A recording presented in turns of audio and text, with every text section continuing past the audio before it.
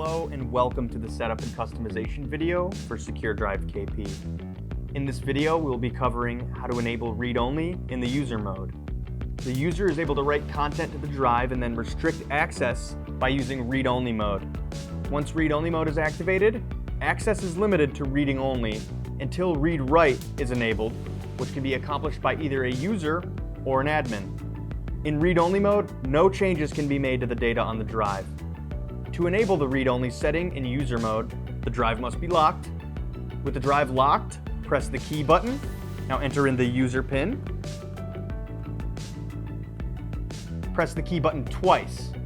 Wait for the red blinking LED and the green solid LED to appear.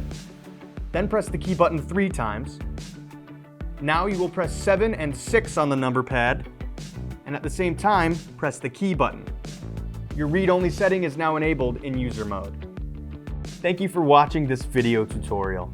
If you still have questions, give us a call toll-free at 1-800-875-3230 or visit our website at www.securedrive.com.